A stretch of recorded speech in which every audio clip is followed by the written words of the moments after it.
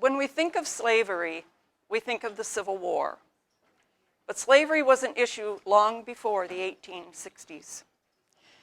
The first ship carrying 20 indentured servants from Africa came to the British mainland colonies as early as 1619. By the end of the Revolutionary War, which created the United States of America, most of the 13 original colonies had abolished slavery. The economy of the southern states depended on agriculture. The great plantations of the South grew tobacco, rice, and cotton. Cotton had been a luxury due to the tedious, time-consuming process of removing the seeds by hand. The cotton gin, right here, invented by Eli Whitney in 1793, removed the seeds by a simple turn of the crank. It made the process 100 times faster and made cotton available for mass production. In order to keep up with the demand, more workers were needed to plant and harvest the crops. Cotton became king. The demand for slave labor would soon reach monumental proportions. An estimated 16 million people were shipped from Africa by way of Middle Passage to the Western Hemisphere for one purpose only: to be sold into bondage as slaves. They would become free labor for the wealthy plantation owners. It is estimated that 40% of all slaves brought to America came into port in Charleston, South Carolina. By 1860, the net worth of slaves in the South was an estimated $3 billion. The first religious group to wage a fight against slavery was the Quakers. The Society of Friends began their crusade in England in 1671, and by 1696, the movement had reached across the ocean to the States. The Presbyterians would soon follow, as did the Congregationalists. Thousands recognized the injustice of one man owning another, and soon they began to rise up in protest. Thus began the Underground Railroad. Exactly when the term Underground Railroad was first used is uncertain. Competition. One story tells of a slave in Kentucky in 1831 named Tice Davids. He escaped from the South with his master in hot pursuit. When he reached the Ohio River, he plunged into the water and swam across to the free state of Ohio. His master found a boat, all the while keeping an eye on the slave. And when he reached the other shore, there was no sign of Tice Davids. It was as if some sort of underground railroad had carried him away. The Underground Railroad existed in every state north of the border states and had an extensive network in New York, Pennsylvania, Ohio, Indiana, and Illinois. Those who decided to go north to freedom would usually set out in the spring of the year. The spring rains would wash away their scent and their tracks. If they left on a Saturday night, it would give them one day head start, as it appears most plantation owners believed that there would be no work on the Sabbath. So it wouldn't be until Monday morning that they would discover someone was missing. Many left without any assistance or guidance. Some had been told of signs to watch for: a lamp in a window, a quilt hanging over a clothesline or a fence. They knew to follow the streams. They knew to check the trees for moss as the moss grew on the north side. They knew to follow the signs of the geese flying north. They knew to look to the night sky for the sign of the drinking gourd. They hid in the woods or caves or barns or abandoned buildings by day. They traveled mostly at night, fear welling up with every sound they heard. Suppose a slave was to leave Memphis, follow the Mississippi to St. Louis, then follow the Illinois on his way to Chicago, then on to International Falls in Canada. He would travel a distance of more than 1,100 miles, mostly on foot. I'm going to ask you to close your eyes. Imagine yourself alone, in the dark, in a strange place, hungry, afraid, and running for your lives. Listen to the voices in the night.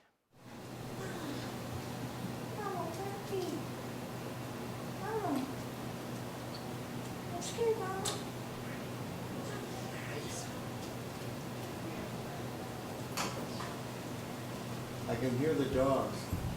If I can just make it to the river. The dogs can't catch me if I can make it to the river. I'll be safe. I gotta get to the river. I'm so tired. I gotta rest. I'm so weary. I'm tired and hungry and cold. I have to rest just for a little while. I won't go back. I'd rather die than go back. I won't go back to be sold like an old mule. I won't go back.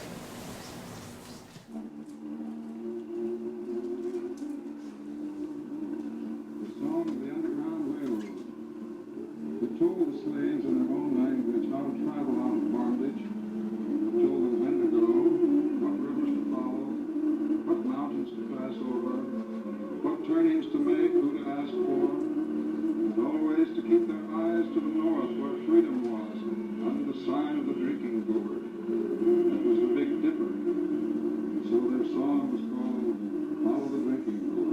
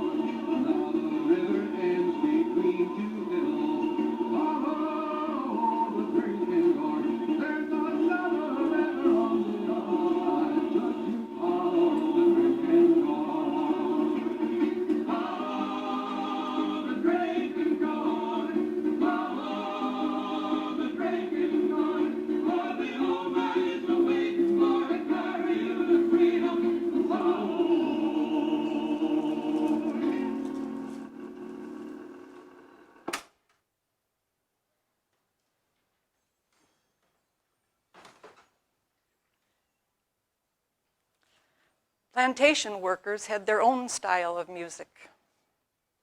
Some of their songs had hidden messages. Go down, Moses. Egypt was the south, and the Pharaoh was the master or overseer. The song reflected the hope for freedom, like the Hebrews in the Bible. One more river to cross. The Ohio, the Niagara. There is freedom on the other side of the river. Swing low, sweet chariot. The wagon is coming for to carry me home. Steal away. Steal away, steal away, steal away to Jesus. Steal away home. I ain't got long to stay here. Follow the drinking gourd. Look to the sky for the Big Dipper. The North Star will direct you north.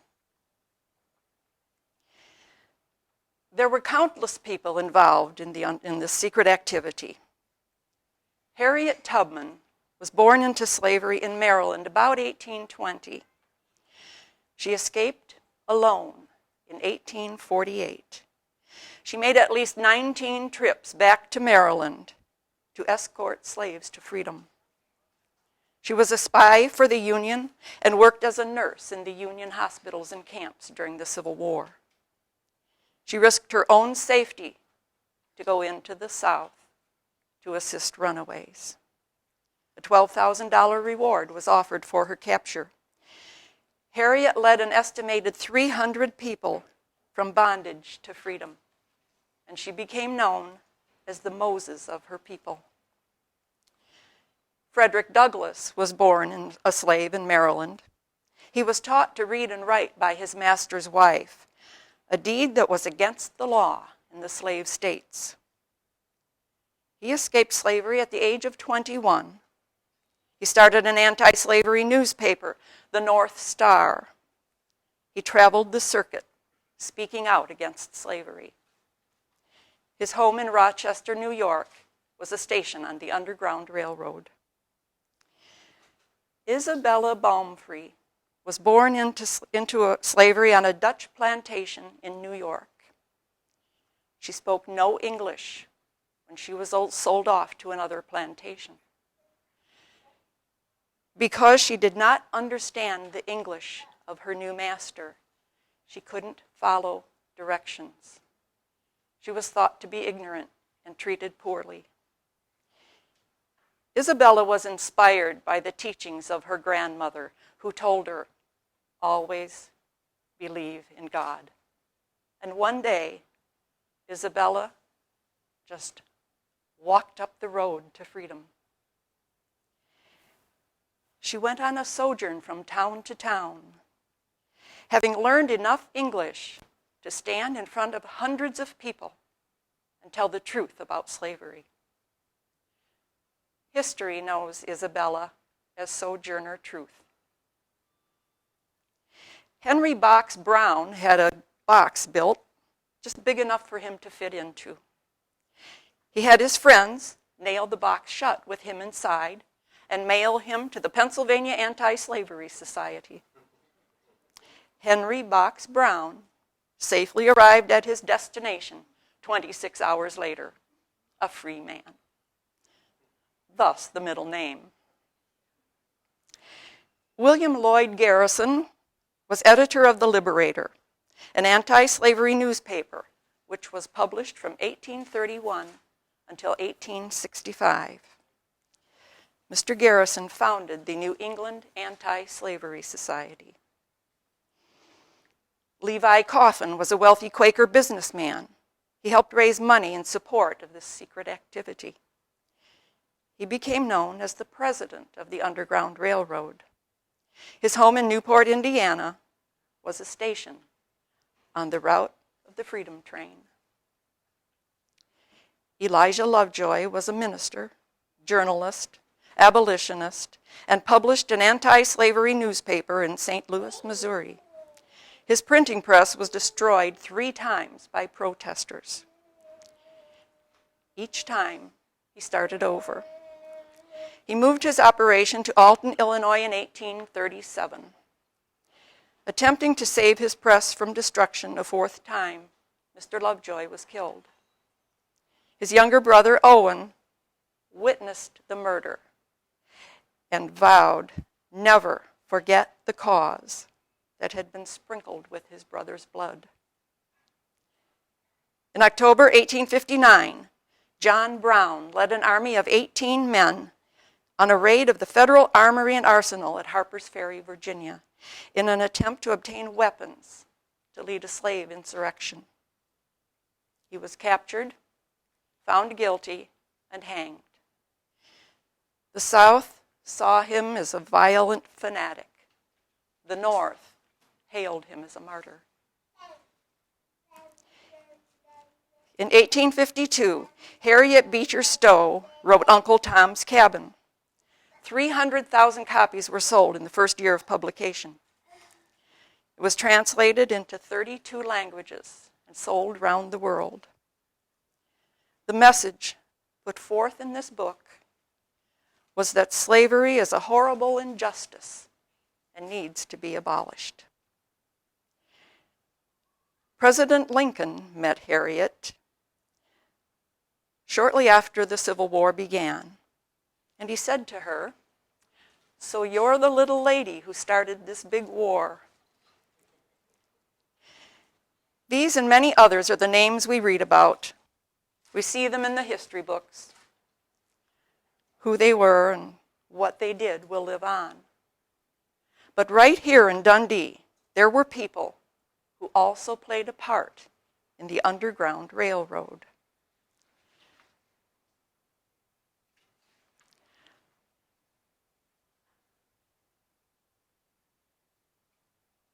I guess I read that. Okay. Sympathy for the people held in bondage in the South ran high in Dundee, especially among the Scots. Perhaps because they had been persecuted in their homeland, they saw the injustice of slavery. Many Dundee names are connected to the abolitionist movement. That does not necessarily mean that they were involved in the Underground Railroad. Thomas Perkins, for example, is quoted as saying, "I don't believe I would ever be compelled to arrest or help arrest a fugitive slave." Eaton Walker found work for fugitives on his farm in East Dundee. His brother Dolliver, who was living in Chicago, sent them to him for assistance. The story is told of little Addie Walker, who held a reading class for those visitors on her father's farm. Allen Pinkerton took in slaves at his cooper shop at Main and 3rd Streets. He taught them the trade before sending them on to Canada. Mr. Pinkerton referred to slavery as an abomination. The farmers of Penny Street formed an anti-slavery society. Family history tells us that Robert Duff hid slaves in the cellar of his home, located at Main and Route 31 in West Dundee. It's not a good picture, but it's the building at the top. It was a pretzel shop at one time.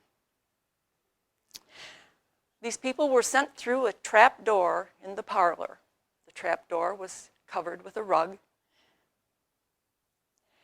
In the dark of night, he would transport them to Buena Vista Corners, the intersection of Square Barn, Huntley, and Galligan Roads, Gilbert's. There they would meet another conductor who would carry them farther north. Buena Vista Corners was a distance of 6 miles from Mr. Duff's home. Traveling in a horse-drawn wagon with possibly 2 people, maybe more, in the back of the wagon, hidden under a load of hay, at a pace of about 3 miles an hour, would be a 4-hour round trip. Can you imagine how long it would take to travel 1,100 miles to Canada? General George McClure was a veteran of the War of 1812.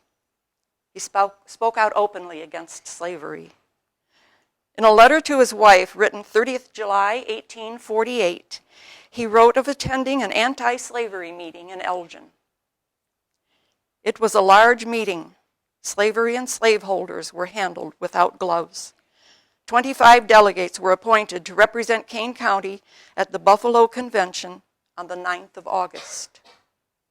The time has arrived when all classes of the community must take their stand for or against slavery, that sum of all villainies.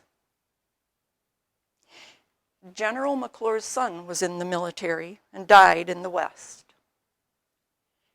His manservant made his way to Dundee with the news of his death to report to the general. According to law, the general would inherit his son's property, including his manservant. The servant left Dundee a free man. The Wardle House at the corner of 6th and Main is said to have been a station on the Underground Railroad. There was a secret room under the front stoop of the building. Who the station master was is uncertain. Dr. Hale built the house in 1845. It may have been Dr. Hale. James Wardle worked for Allen Pinkerton as a cooper and went in business with Robert Pinkerton, Allen's brother. Their shop was located near the Wardle House. At some point, James Wardle bought the house. That's why it's now called the Wardle House. And he and Robert Pinkerton may have carried on Allen's work after he left for Chicago in 1850. There were the Todds, the Grants, the Hills, the Rankins, all said to be involved in secret activity. The women of Dundee Township formed a local branch of the Women's Female Anti-Slavery Society, which originated and flourished in the eastern states. Jesse Oatman was a staunch Republican and great admirer of Abraham Lincoln. Jesse and members of his family were divided on the issue of slavery. Alfred Edwards was a wealthy businessman. He built the Edwards Block on River Street in East Dundee, just across the street. He was said to be an abolitionist. No evidence has indicated that he was involved in the underground activity. His son, Henry Clay Edwards, served in the Civil War in the 52nd Illinois Infantry Volunteers, the Dundee Regiment. George Goebel, the local shoemaker, had his shop on 2nd Street, where the candy store is. The pit in the cellar of his home on Oregon Avenue has yet to be explained. Alexander Dempster was the first Scot to come to Dundee. He was a farmer and a balladeer, and often called upon to entertain with songs from his homeland. Mr. Dempster carried slaves to Woodstock in a false bottom wagon. William Dunton, owner of a mill on the west side, was an abolitionist with connections to the Underground Railroad. There is an exhibit at the museum of pictures of the buildings that were built here before the Civil War. And the homes of many of these people are in that exhibit. The people who lived in those homes may not have been involved, but they would have known the people who were. And if they knew of their activity, they kept their secret. The northern states were considered safe for the freedom seekers escaping from the South until 1850, when the Fugitive Slave Law was passed.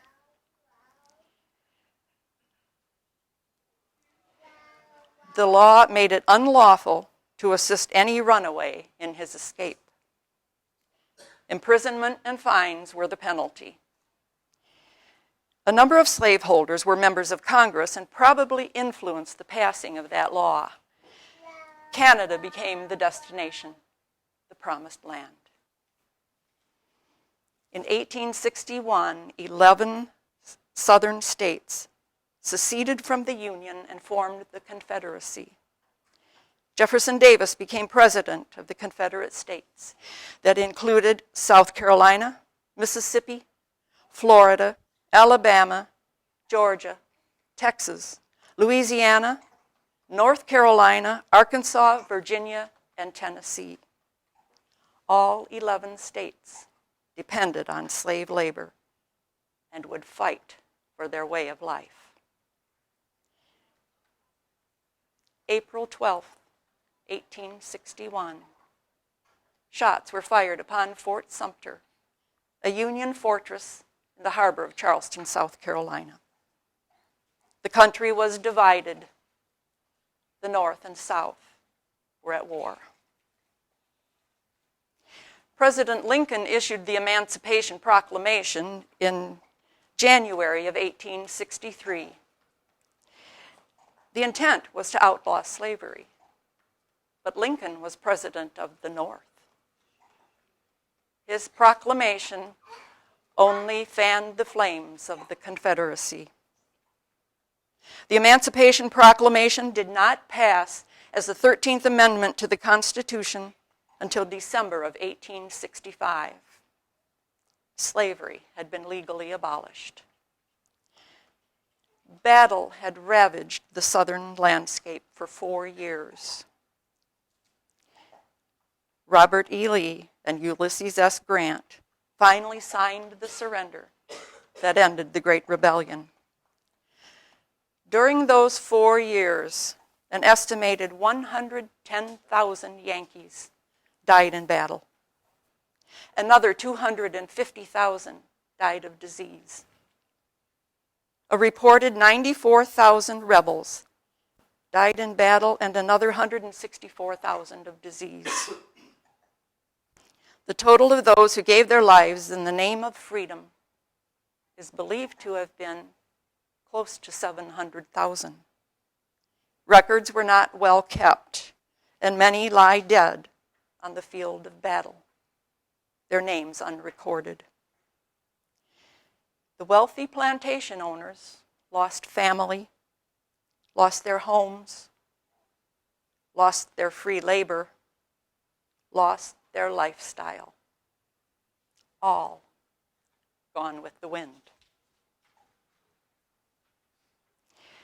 Many of the stories of the Underground Railroad have been handed down through generations. Very few records were kept, as no one wanted to be exposed and punished for their involvement. There are those who claim these stories are just stories. Some say Dundee did not actually play a part in the route north. Documentation tells us that DuPage County, specifically Wheaton, was included. Elgin is documented, as is McHenry County, including Woodstock. The Milton House in Milton, Wisconsin, is a well-known station on the Underground Railroad. It seems that Dundee would have been a logical place to pass through on the journey north to freedom. If you have any questions, I'll try to answer them. Thank you.